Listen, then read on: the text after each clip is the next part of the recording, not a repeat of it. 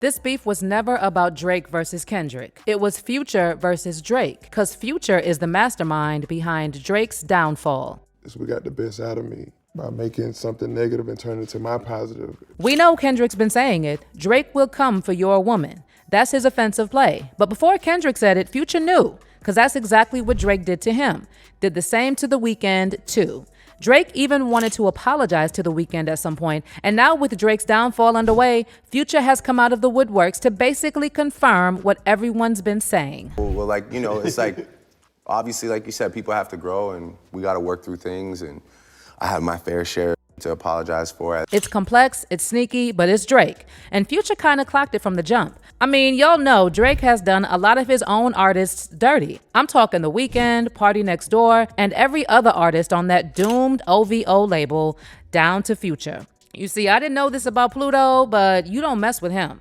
Behind that cool, icy exterior, Future's kept a grudge against Drake since the man refused to jump on the music video to his Tony Montana remix that he featured on. It was really disrespectful. Future noted it, and against his nature, Future was vocal about the situation. He didn't get on the video.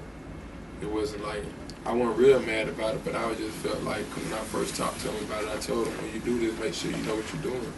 This is my baby, this is the first song that I'm doing, this is Tony Montana, this is my single. This the one that I feel like mean the most to me, because this is my breakout single. Even though Racks, I did it, and it was just, that broke my career. This shit on my career before. So many people from Atlanta wanted to get on this song. And it just like, basically a slap in my face, because they like, you should have did it from somebody from Atlanta who was gonna get in the video, who wanted to be part of your video, and you go outside Atlanta and you try to get something different. I really wanted to give Atlanta something different, and when it turned out into being a slap in my face for it not to complete the whole thought. You know what I'm saying? We could really complete the thought. So just the thought of him getting on it deserves a salute, but the thought of not being complete, the salute come back. Y'all gotta understand that Drake had a chance to be a big homie to Future, like Jay was to Ye, like Dre was to M, and like Puff was to Biggie. Okay, well maybe that last example's kind of broken, but y'all get what I mean. Drake only messed with you if he felt like you were useful. Drake is and always has been a user. I mean, y'all remember how Drake kept saying The Weeknd's name like he was on life support, and like the Toronto Starboy was his oxygen. Do y'all know what it means to co-sign an artist before they drop their first mixtape? Drake saw gold and dollar signs. And he wasn't wrong, because to this day, The Weeknd insists that the Take Care album that won Drake his Rap Album of the Year Grammy was his doing. And Drake has admitted and denied, then admitted and denied. You know, the usual. Drake did something similar to Future too. Flat out stole the hook, started from the bottom from Future, didn't give Future credit, and sent him an expensive bottle of liquor as a peace offering. One verse that you wish that you would have been on, or one hook or one feature that you wish you would have been on, was Started From the Bottom. Yep. Started From the Bottom would have been a track that you would have liked to have been on. Yeah, because when I was in the studio when we was making the record, when he made the record, he was in the studio session with me. That's when I had the chosen one. And I'm like, when you make it from the bottom, you the chosen one. So, but we was at the studio, Drake came by the studio, and I always tell my engineer, started from the bottom. So when I put the beats on, I was like, man, put the beats in. So I always say, started from the bottom. So when I say started from the bottom, he thought I was talking about a song. So when I played Chosen One, he loved the Chosen One, but he was waiting for me in Chosen One to say started from the bottom. So he said instantly, he telling me this story. He bought me a bottle of Louis XIII that I never opened up. Wow. Because of this story, and I'm like, man, I won't bother, I need publishing. You know what I'm saying? But Future never forgot that Drake only sticks around if you're popping, because the man is a succubus, and the man will suck on anything that stands in the spotlight, even if it's sexy red.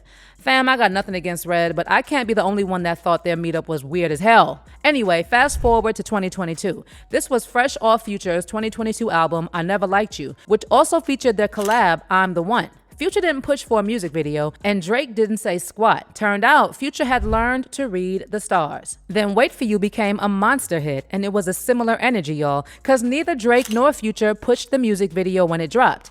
It was a cold war, but it was about to get really messy. It's late 2022, and Drake and 21 Savage collab with Metro Boomin to produce more M's.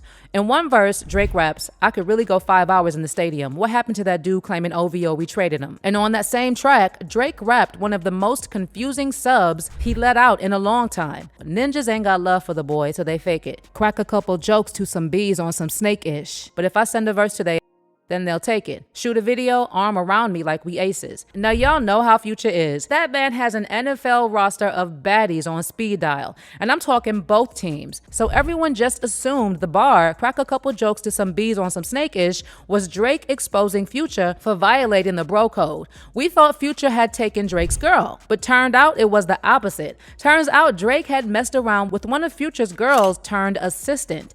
This baddie's named Just Tokyo. And y'all probably already clocked it when Drake said in push-ups, "I'm out in Tokyo because I'm big in Japan." It was the ultimate disrespect, but it was also Drake's MO. This is the way the man operates. The same thing he did to The Weeknd when he slept with Bella Hadid while The Weeknd and Bella were on a break. But while The Weeknd got back at Drake by being a bigger global artist, Future decided to turn all of the industry against OVO. And this is how he did it. So what really started the chain effect was back in December 23 when Metro Boomin threw shade at Drake's Her Loss, and Metro and Future were tight, so it was turtles all the way down. Drake then lit the fuse when he dropped For All the Dogs, where he kept asking, "What would Pluto do?" He'd F the so I did it. What would Pluto do? He definitely effing on this. He was basically reminding Future that he banged his assistant. So Future responded with, "We don't trust you," and it was straight shots, no snubs, subs. He dragged that boy by his chin. On the verse, "Go purchase a new Chanel, I need a refill." He trolled him for tricking Chanels on strippers in Miami.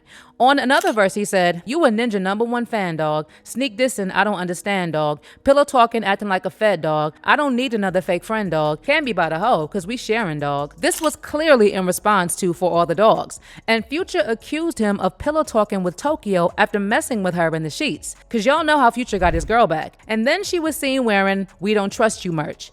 Now, I don't know about you, but "We Don't Trust You" sounds a lot like Not Like Us. And y'all know Kendrick has hated Drake since he heard the word in elementary. So him escalating the beef was kind of like passing the baton. That's how we got here. That's how we got to Kendrick literally pulling down the institution called Drake. Now, what do y'all think of this whole situation? Did Future really start this Drake deconstruction?